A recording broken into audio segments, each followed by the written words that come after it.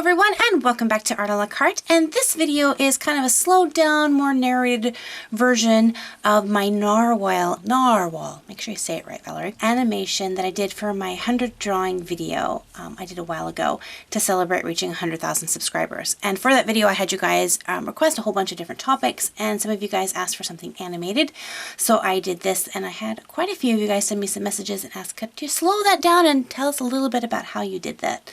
So this isn't really a tutorial on animation, but I will give you kind of my thought processes with this. Now, first of all, we'll talk about the electronic portion of this, which I did this on Photoshop. There is a feature in Photoshop where you can do a little bit of animation. I've seen some people do some amazing things with Photoshop animation program.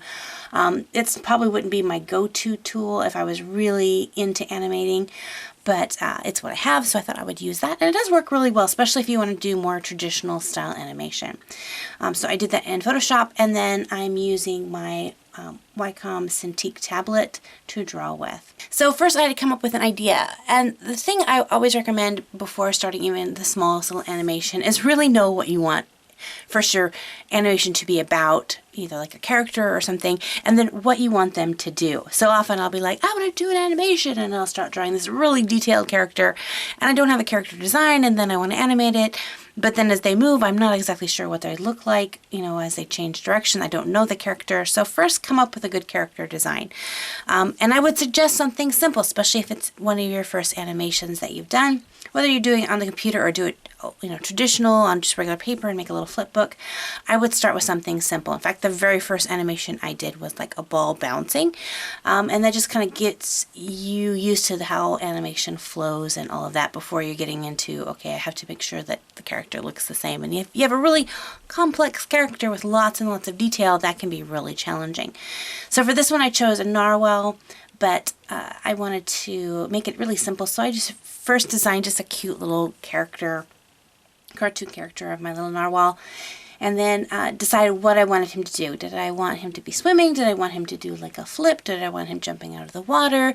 And I decided I just wanted to do a rotating cycle that could repeat itself. So I thought I would just have him kind of flip his fin back and forth, and then I can just do one rotation cycle of that and put it on repeat, and then it will continuously go back and forth. So I started off with my end position, which also is my beginning position, or I guess I should say my beginning position, which is also my end position. And I knew that whatever I did, I had to come back to that position again so that it wouldn't jump, because if you don't come back to the exact same position, there's a jump in your animation. So the first step of actually animating was to draw kind of the active motion part.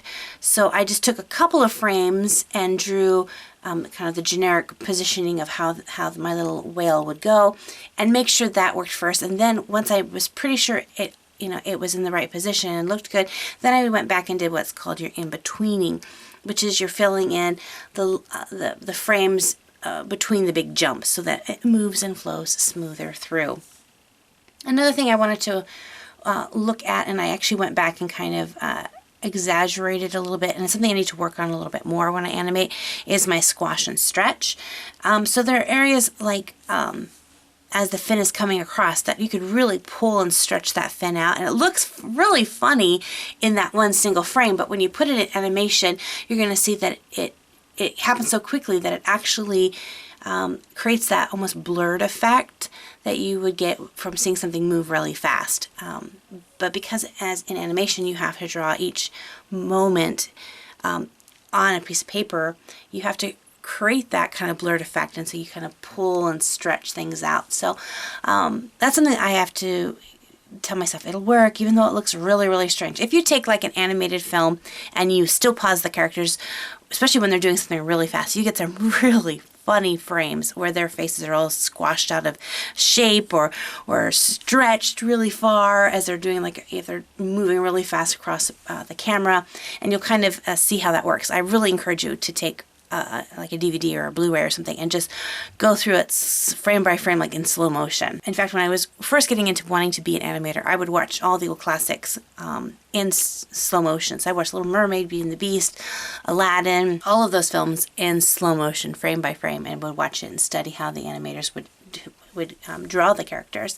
And that was a really good study for myself. And I would try to copy that and see if I could get my character to do that. I didn't have any kind of programming to put in animation, so I was kind of limited to doing flipbooks, which worked great. I enjoyed doing flipbooks, but I really wonder what I would have been able to do had I had, like, you know, the computer to be able to put all the programs in there and play around with that. It's kind of a fun thought, but I have it now, so now I just don't have time. So animation does take a lot of time. I think I worked a good 45 minutes on just this piece alone, and it's not even that many frames. I think it's like 20 some frames when I get it all finished.